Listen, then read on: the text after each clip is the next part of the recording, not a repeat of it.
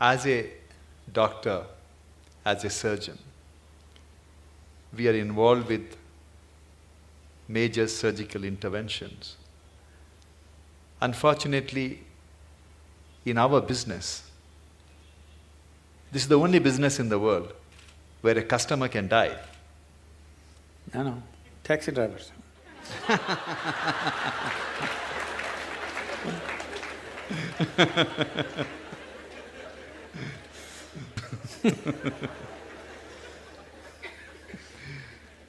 It's however much you try, Sadhguru, to dissociate ourselves. When you are operating, you need to concentrate and do the job, but what comes to your mind is the young wife, young children waiting outside. The margin of error is very small, few millimeters here and there. Then you think what are the consequences on them. Then you start thinking about when you are a kid, if something happens to your father, where you would have been. We are after all human beings. We are always torn between what we do to somebody and what could have happened to our own life. It's a constant tension. How do we overcome it? I've been in this profession for more than 30 years. Still, I haven't yet mastered the art of dissociating myself from the patient's life. Yes, when you're given a certain responsibility which could determine the shape and scope of people's lives, it's a big thing to carry on one's shoulders. But the important thing is that somebody has chosen to place such a responsibility in our hands. It's a tremendous privilege if we execute it. Can we do the best? We can never do the best, but we can do the best that we can do, always with life. Is it the best? No, we are doing our best. If we lack in that, then we have a serious problem. But if we're doing our best in everything that we do, we know it is not the best, but it's our best. We have not spared anything. That's good. And above all, when you refer to yourself as a human being, after all, we are human beings. This is a big problem. This will reduce our best. That is, people are always using the word human being as a limitation, as a compulsiveness, as a small thing. We are not referring to the word or term human being as a possibility. Instead of saying we are just human beings, why don't we say we are human beings? We're great, we're doing so many things, we can replace a damn heart. Isn't it? Yes. Now, replacing a part of a machine is not a big thing. It's like this, shall I tell you a joke? It's okay. It just came to me when I saw you.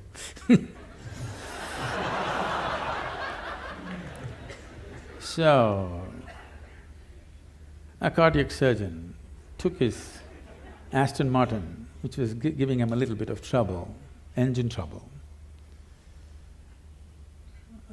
to the mechanic. So he said by evening he'll have it ready. After his hospital job, he went there to pick up his car. It was not ready. The mechanic was swaggering around a little bit, and I said, "Hey doc, why is it I do the car's engines, you do people's engines? After all, a pumping thing, you know. Why is it that you earn in millions, I just make a few bucks?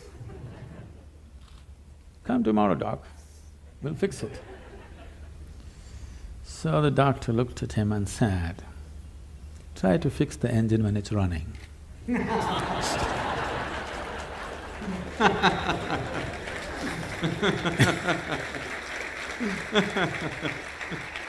That's the important thing. You got to keep it running and fix it.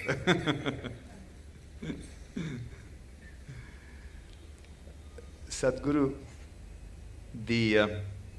but the great work done by all the senior cardiac surgeons, cardiologists and all the good doctors of this country, heart care has attained it has got a lot of confidence from the people. It's very interesting, Sadhguru, when I started my career 25 years ago, I left England 25 years ago. I started in Calcutta. If I told a patient then… Lot of heartbreak there.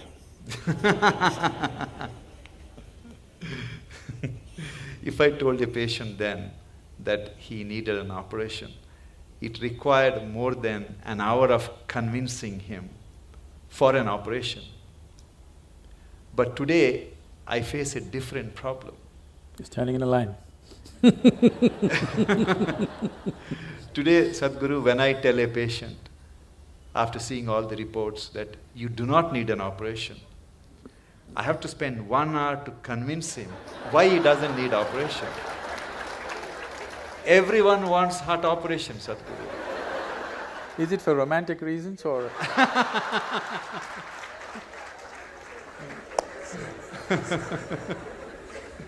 How do we convince people that fixing the heart is not like,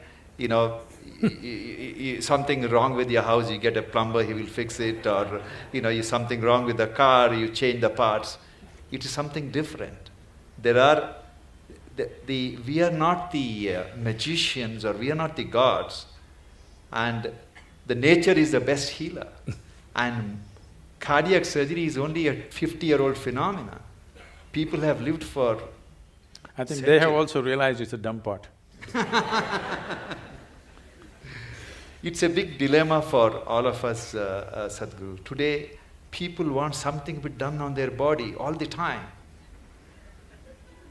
Yes. If not heart, many other parts of the body. Yes, as I said, probably in another 50 years, 50% of the population will be going through these surgeries, which is not health, which is medical industry, but not health. If health has to happen, a culture of health has to come in. Not healthcare systems, not hospitals, not more doctors, not more surgeries, but a culture of health has to evolve. Right now, world is in a way of imitating everything that America does. They eat badly, they live badly, and they have a $3 trillion bill of healthcare. It's sinking the country, okay? It's sinking the whole nation, healthcare. We want to follow the same things. We want to dress like them, we want to eat like them, we want to live like them, and we want to get unhealthy like them, but our country cannot spend $3 trillion on you for sure, we'll let you die. Yes. We're not going to reach out to everybody and do surgery for 1.25 billion people. That's not going to happen in near future. And if it doesn't happen, it's a disaster. If it happens, it's a bigger disaster. That people do not know how to live well is a disastrous way. That I would say 70% of the ailments on this planet can be just handled with better sense of living, eating, atmosphere. If you manage, 70% will be gone. You can achieve this in 12 to 15 years of time on the planet if a determined effort is made by the people, by the policy and by everybody concerned, particularly the hospitals. They can do a lot. Because when they're sick, they listen, Otherwise they don't.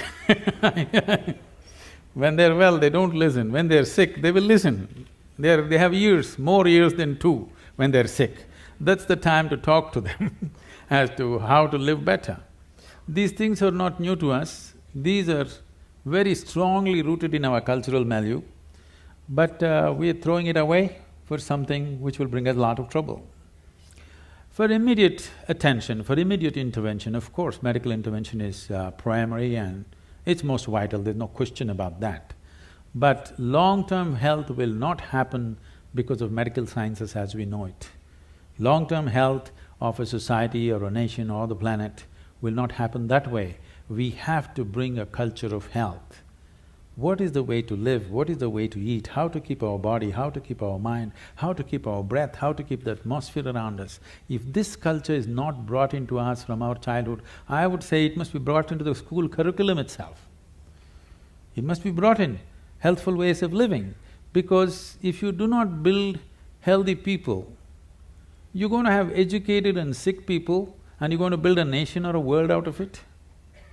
With sick people, you're not going to build a great nation, you can only build a sick nation. And that is happening across the world. The major nations are suffering enormous amount of illnesses. The most affluent countries who have no nutritional problems, okay? India's half the problem are nutritional problems. Right from their childhood, they've not eaten properly. Affluent nations who have a choice of nourishment, look at the level of health issues they have. That should not exist at all. When they have choice of nourishment, they should not have, I would say, 80% of the people should not have any health issues till they die. When 20%, 25% will get something, infections will come because of close proximity, those are different. But these are all on self-help. People are on self-help to create ailments for themselves. This can be 100% taken away if we establish a culture of health, for which I think not just medical professionals, people from various other areas have to work together to make this happen. I don't see any major synergy like that right now. Small efforts are happening here and there, but that's not enough. It's good, but it's not enough. Sadhguru, majority of the people who fall sick, it's primarily because they led a life which would definitely land them in trouble. But thousands of children are born in this country, like any other part of the world, with cardiac problem, with cancer, all kinds of problems. It is not their fault. Why it happens? It shouldn't have happened. 6 million Toyota cars were withdrawn last year for defective whatever and about 9 million General Motors withdrawn for ignition problems. It's a manufacturing defect. Only problem is you can't withdraw them. Actually, nature is trying to withdraw them. We are not allowing it. There was a time we would allow the nature to withdraw. Yes? All the manufacturing defects that came, 100, 200 years ago, we would allow the nature to withdraw. By the time children are 4, only the fittest would survive, rest would go. Now we don't allow them to withdraw, so we need a whole lot of things to run the defective cars. I know I'm putting it so blatantly, but you need to understand, the physical existence is mechanical. Whether you like it or you don't like it, probably all kinds of sensitivities and emotions are there about this my physical body. But when they come to you, you strip them down and treat them like a machine, isn't it? Complex, sophisticated, but still mechanical, isn't it? Yes. There are other aspects to it, but fundamentally mechanical. Anything mechanical, anything physical, there is never something called as perfection to it. It is a constant work in progress. You can improve it and improve it and improve it. What we call as evolutionary thing is just that. Now, the parents, the two machines which produce this small machine, Yes. okay? What condition are they in? This is also an issue which we have not taken care of. There is a lot to be said which is controversial about this, but essentially this idea that everybody must have children has to go. Yeah, I know I'm getting into trouble. But we are not seeing humanity as a future possibility. We are just seeing it as a regressive way of something that we can extend into future of our own, a footprint. Right now that's a problem. Our identification with the body is so strong, the physical body is so strong, we are unable to think beyond our biological identity. Once you are not able to think beyond your biological identity, the very nature of being human, the immensity of being human is constrained and constipated into a very small process. In this process, there are problems. In the ancient past, they handled this in many different ways, which are absolutely, utterly controversial today and can never be brought back into this society, but they did handle things in a completely different way. They're bred carefully, which is very important. We are thinking about… when it comes to animal husbandry, we are thinking of breeding right. As human beings, why are we not thinking of breeding right? Because we're too identified with our own bodies. Mine is more important than what's right, and the level of suffering that you bring into this fresh life, you know, you see it every day. Yes, yes. Sadhguru, scriptures tell us that everything happening in this world, including what happens in our life, is preordained. Which And scripture said that? at least that's what I thought, that we are destined to do something irrespective of what happens. If that is the case, we are destined to die someday, then what's the role of people like us in this world? Oh. We're definitely destined to die.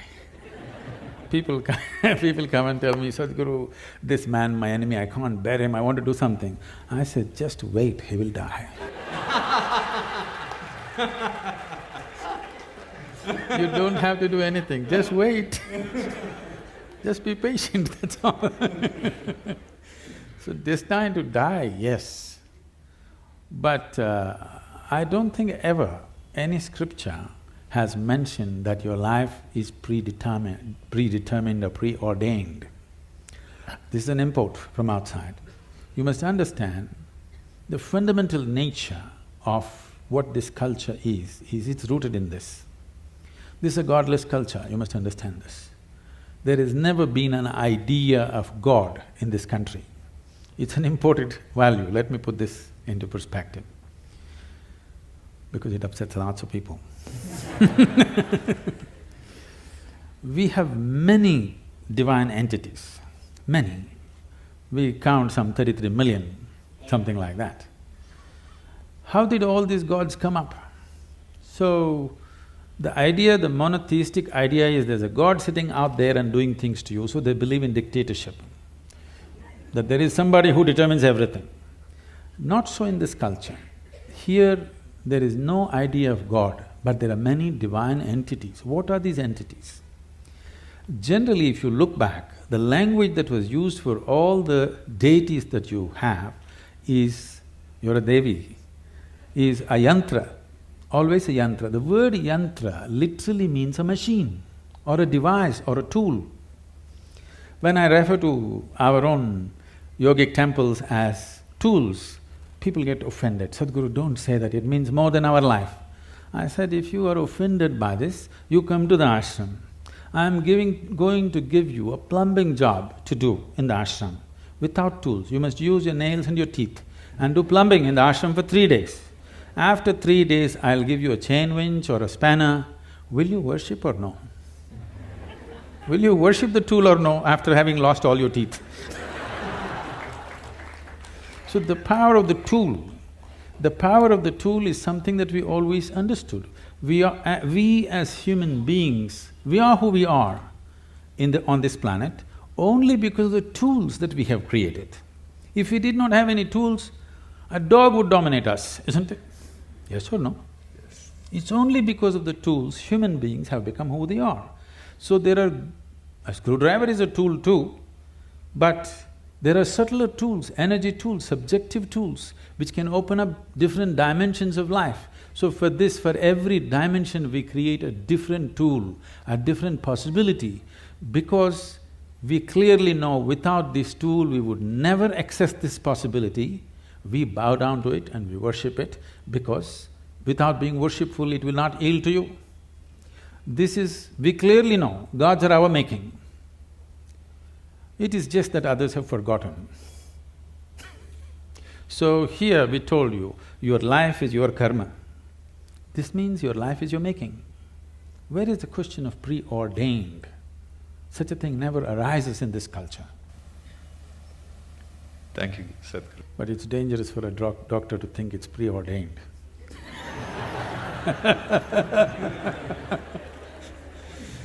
Today, the medical science has reached a level, Sadhguru, we really do not have to touch the patient. When I see a patient in my office, he would have undergone all kinds of tests. Scans.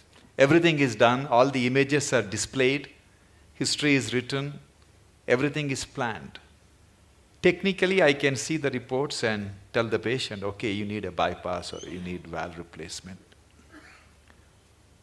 But I always make it a point to take my stethoscope, put it on the chest, listen to the heart, look at the patient's eyes, put my hand around on his shoulders, touch the patient, and then explain to them what is going on and talk to the family. I personally feel that touch has the most healing power than anything else what we have invented. Do you believe in that, Swamiji? See, what is not understood is, yes, one part of us is mechanical, but there are other dimensions. Most of the time, the mechanical part has gone wrong because we have not tended to the other dimensions. So what is lacking in their life is, their life is not touched. Not necessarily a physical touch, is just a manifestation. Essentially, their life is not touched by anything. When I say touched by anything, it need not necessarily be a relationship. You can be touched by so many things. I don't know how many of you… when was the last… how many decades ago did you watch a sunrise? Or a sunset, or a moonrise. I'm saying not touched by anything. When was it the last time you waited for a flower to bloom? No such thing. When is the last time you paid an attention to a butterfly or a leaf or a flower or another human being? You're… of course, you don't like faces, you like the Facebook. I'm saying contact with life, whether it's human, animal, plant life, or just elements around you, just that. How many people even take a moment to even look at the food that they're going to consume with a little bit of involvement, or are they touched by it? No. So at last, either a doctor has to touch it, or in the end, undertaker will touch you. You know, somebody will touch you, things gone bad, somebody has to touch you. So, does touch have a relevance? Tremendous relevance.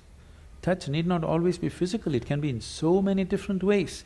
If you are not touched by life, you are a dying life, you are not a living life. It may happen to you after some time, but it's happening, you're in progression. Because what you call as life, even in the physical level, it's medical knowledge for everybody now. The number of cells you have is more than the number of stars in the Milky Way, okay? Every day, over 600 million billion cells are dying and new cells are being born. That means every second, 10 million cells are dying and 10 million new cells are born in your body.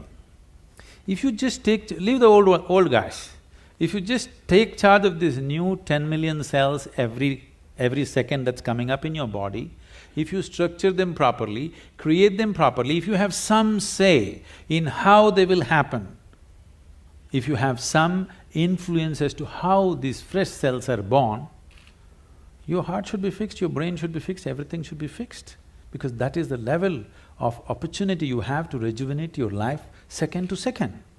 But because you're totally oblivious to life, when I say oblivious to life, I want you to look at this. Right now, you cannot even call yourself as a living being, because most of the time, what is happening with you is just thought and emotion. Thought and emotion is just psychological drama, it has no existential relevance.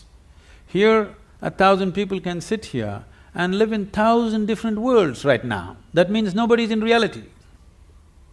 Nobody is living, everybody is thinking about life. Psychological space, what happens, has unfortunately overtaken the existential process of life. You do not experience life, you're only thinking and reacting to situations around you.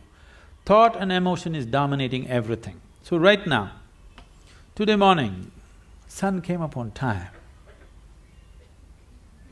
You don't think much about that. Okay, so what? No, you need to understand, if sun does not come up tomorrow morning, within 18 hours, all life on this planet will largely cease as we know it. So I'm telling you, sun came up on time today morning. I want to hear appropriate noises. Yeah. None of the planets in this solar system collided today. In the whole universe, no accidents.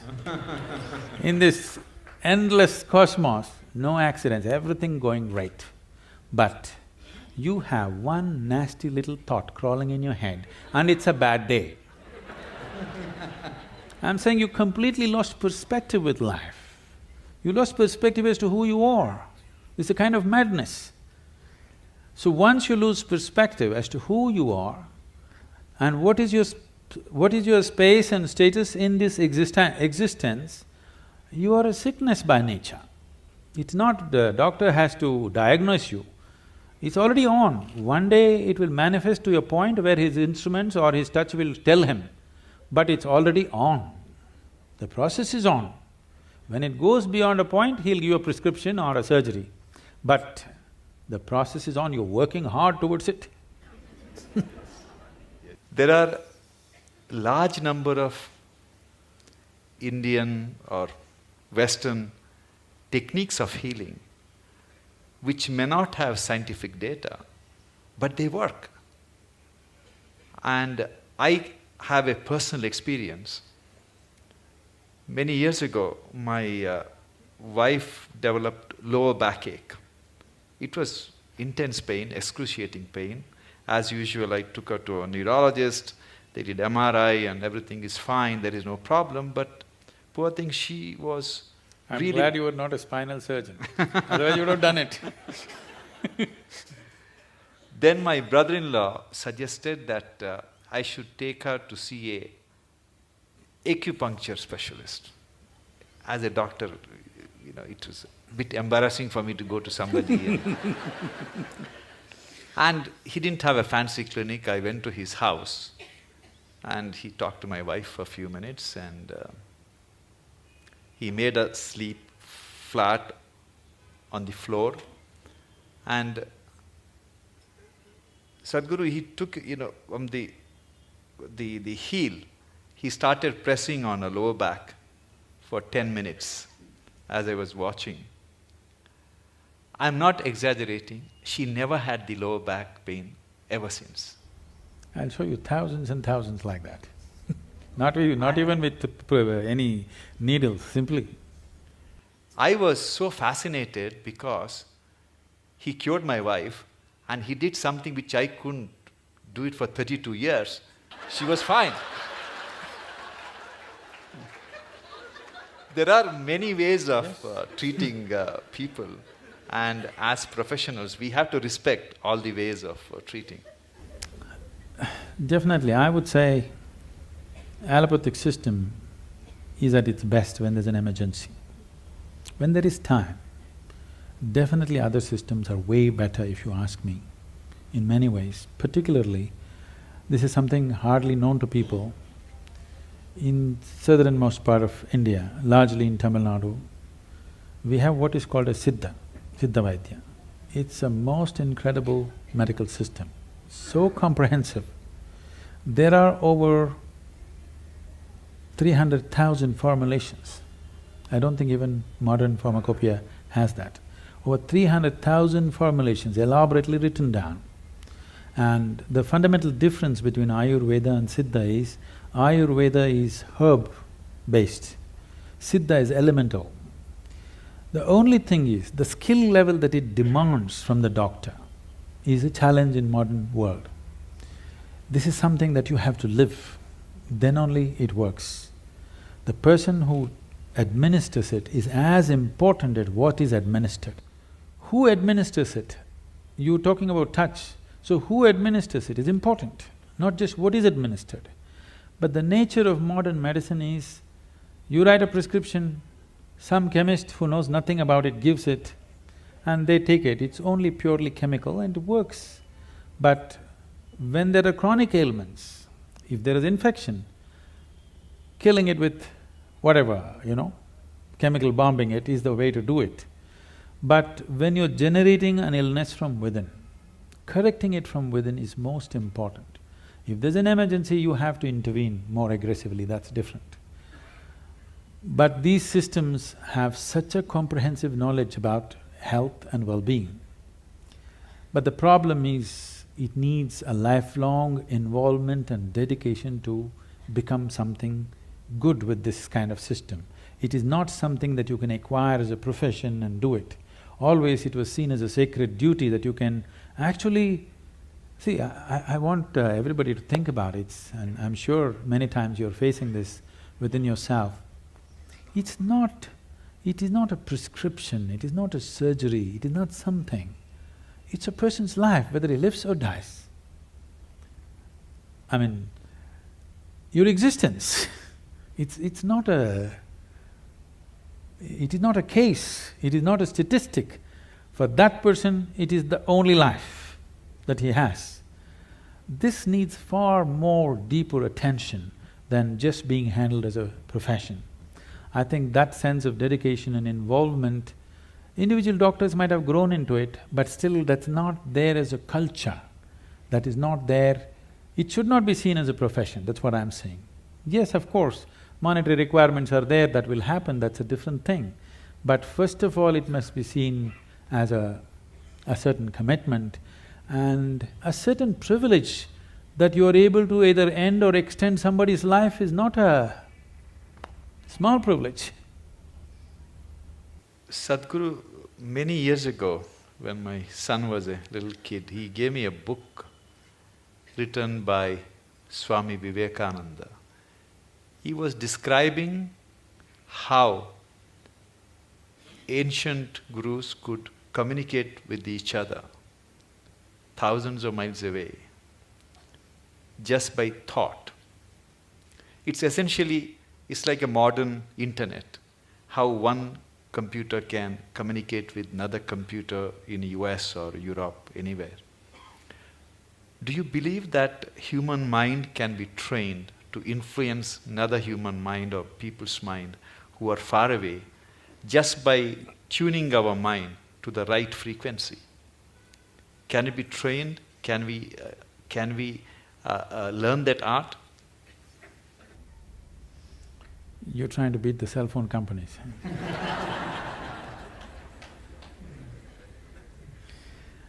It's not just about the mind. See, when we say mind, the English word mind is only generally referring to only the thought process. Thought process is the most surface element of your mind. I think because of European thought, we have given too much significance to the thought. In the yogic science, we do not attach any importance to what you're thinking about or feeling right now, because what can you think? Only the data that you have collected, you're recycling it, it's of no great consequence. Whatever is on the surface of your mind keeps rolling, that is not of any consequence. What you're thinking and feeling right now is very surface of mind. There are deeper dimensions of the mind. In Sanskrit language, there are many words to describe the different states of mind. But now there is one aspect of the mind, for lack of time and stuff, I'll leave those things. There is one aspect of the mind which we refer to as chitta. Chitta is the innermost core of the mind, which is your connection with what we are referring to as consciousness. If your chitta becomes conscious, if your chitta acquires a certain level of conscious control, if you acquire, now you have access to your consciousness. What we are referring to as consciousness is that dimension which is neither physical, nor is it electrical, nor is it electromagnetic. It is a quantum leap from physical to non-physical dimension. A non-physical dimension being the lap of the existence. It is the non-physical in whose lap the physical is happening. Physical is a small happening. In this cosmos, not even 2% or not even 1% is physical, rest is non-physical. This non-physical dimension, in the yogic terminology, we use a specific sound which is connected with that dimension. Today it's all very highly distorted. We call this Shiva. That means that which is not. When we say Shiva, we are not referring to some man sitting up there. We are talking about a dimension which is not, but it is in the lap of this dimension, everything that is happens. So if your chitta becomes even mildly conscious, your ability to not only communicate an idea or a thought, even to deliver something is possible. Physically deliver something is possible. So, is it a possibility? Definitely it is. Right now, can we teach it to all these people? In theory, yes. But are they willing to work towards it? That's a question mark. One big problem is, our education systems are such, we have glorified our thought to such a place. First, to bring that down itself will take time. To make them understand the stupidity of their thought, it will take a whole lot of time. Because everybody thinks they're smart, but actually the smartest thing about most people is their phone.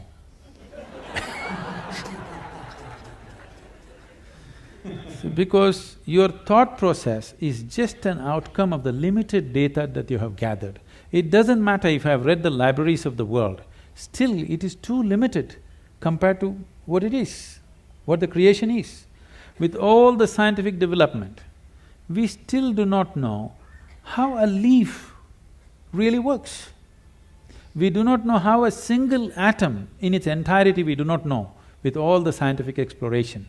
So that should be humbling enough for everybody to know that we know how to use things, but we do not know what it is.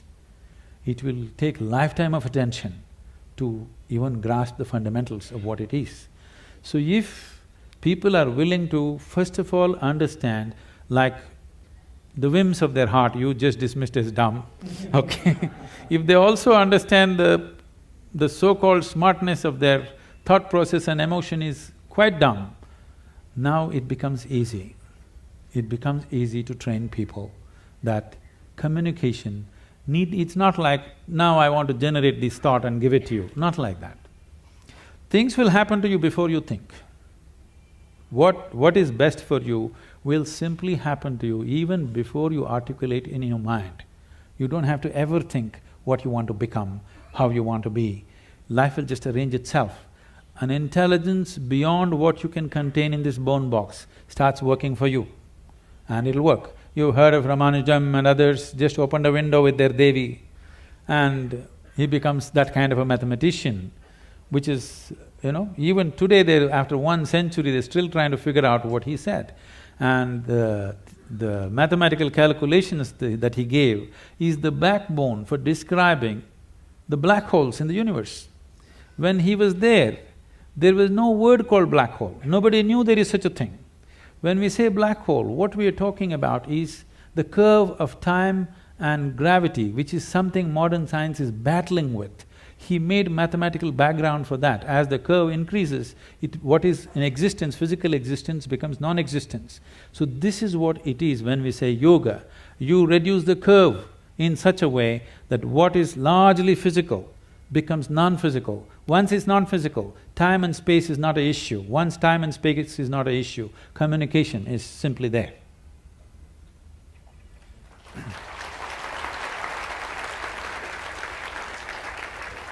About 20 years ago, Sadhguru, I received a check for 1 lakh rupees from a retired major from Indian Army.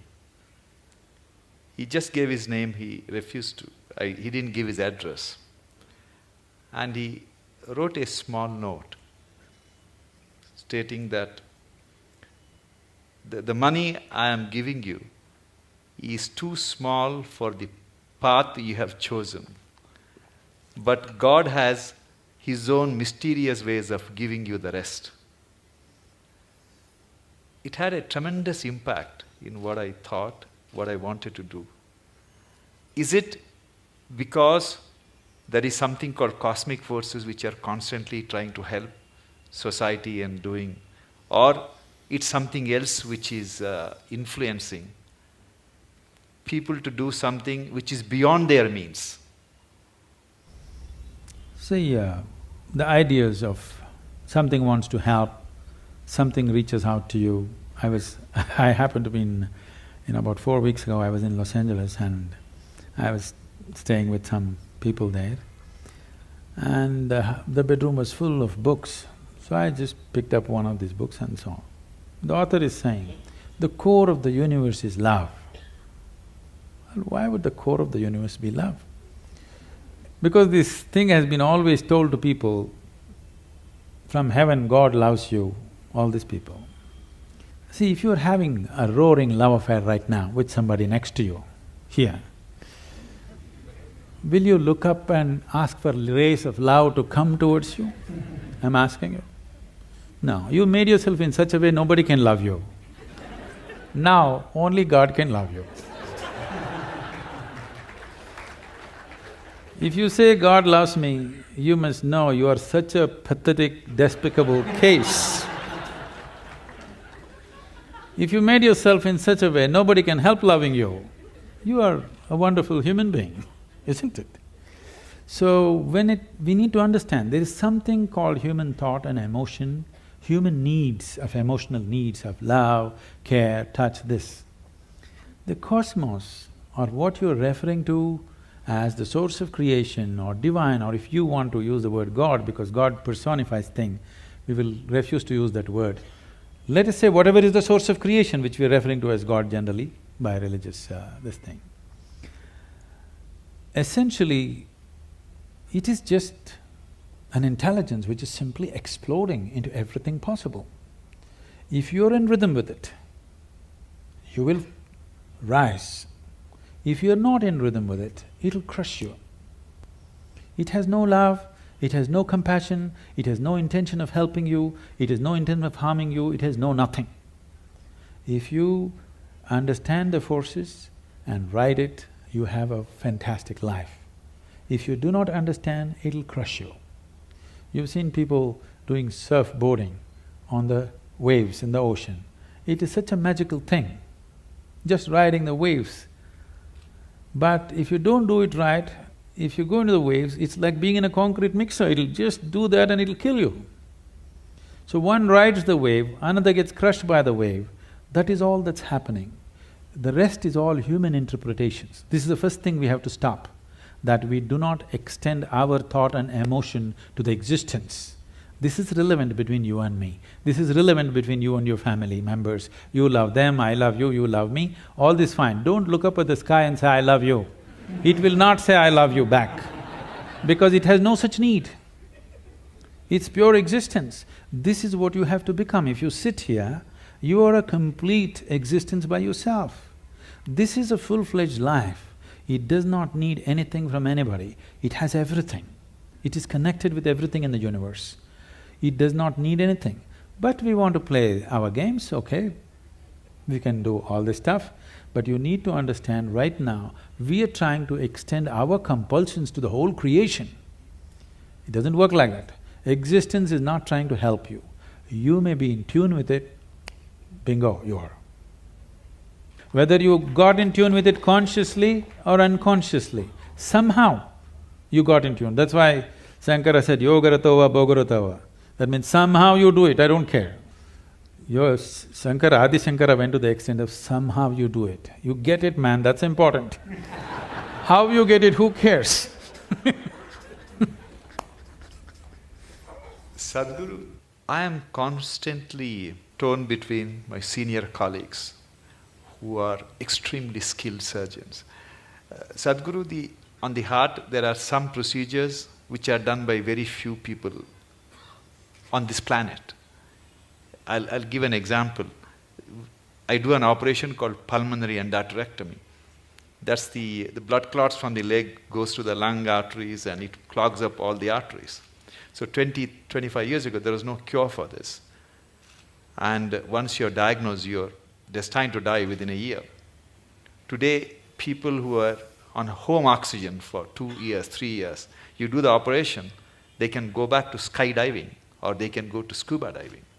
That's the transformative effect. But there are only 50 surgeons, less than 50 surgeons in this world who can operate. And Like this, we have some of my colleagues who are extremely gifted surgeons. They are in their 50s now. And some of them are constantly talking about retirement. Especially one surgeon who is an extremely gifted surgeon who can fix any damaged valve. He is single, he has no other commitments. Every other day he talks about going to Benares or somewhere and retire. And I keep telling him that God didn't create him to retire and meditate. He has to be fixing all these problems.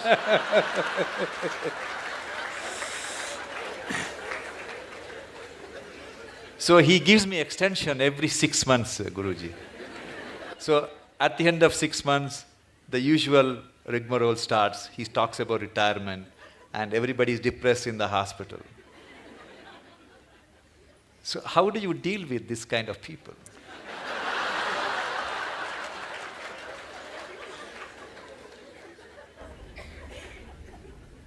You must give him a 1-year sabbatical with me. Yes, because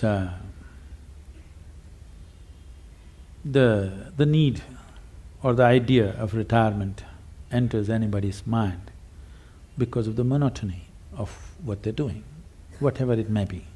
Somebody else may think it's a great thing, but in your experience, somewhere it's becoming monotonous or stagnant. Stagnation is one thing that human intelligence and human system cannot take, and most of the ailments are because of stagnation of life. They may be getting their, once in 3 years promotion, they may be making little more money, all these things may be happening. But somewhere experientially there is a stagnation, which could be a major cause for many of the complex ailments that people manufacture within their systems. The more complex they get, you try to create more talented surgeons. I'm saying we are manufacturing the problems, we are trying to manufacture a solution. I think as we offer solutions, people who have already gotten into problems, they need solution. But it's very important that we teach people how not to create these problems, so that instead of 50, you have to produce 5,000 expert surgeons to attend to all these people who are on self-help to illness. So I would say a surgeon who has a certain competence and who has worked through his life, if he wants to explore something of his own nature, that would be the greatest thing to do, because he's not a man without commitment, not competence. When competence and commitment is there, you should not run him through the rigmarole and destroy that possibility. It's important that he explores something of his own nature, which will make him… we don't know what he'll come up with. You cannot even estimate what he may come up with. I think a sabbatical is good. He may come up with something that you've not thought possible. I will convey your message, Sadhguru. I'm sure he's watching this program. Sadhguru, I believe that talent is something which is grossly exaggerated in success. It's… when I was in medical school, I used to teach martial art. That was my passion. And every time a Bruce Lee's movie was released, all these school kids would come and join in hordes to martial arts schools. We used to call it Bruce Lee phenomenon. They're gone after 2 weeks. Yes. And I used to see some kids whose physique is meant for martial art, who have the natural flair, and I used to think, oh, this kid is going to get a black belt. And interestingly, Swamiji, after 6 months, they're never there. The guys who go up to the black belt and, do something very good in martial art are the ones who joined the school without any skills, without any talent, who worked very, very hard For everything they had to sweat it out. But in the end, they are the ones who succeed. How do you explain this phenomena? See, for a variety of reasons, let me not go beyond this. For a variety of reasons, a certain individual could be born with a certain flair, physical flair, mental flair, emotional flair, style. You know, 5-year-old child, one has style, other is clumsy, okay? So the one with the style is not going to become necessarily a fashion thing. Somebody else who seems to be clumsy may grow into something else. Like, you don't know when a woman is pregnant, the child within that womb, whether it's a sage or a sorcerer. Nor the woman know.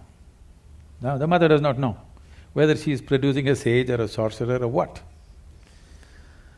This is because, I use the word coherence because of modern science is using that word.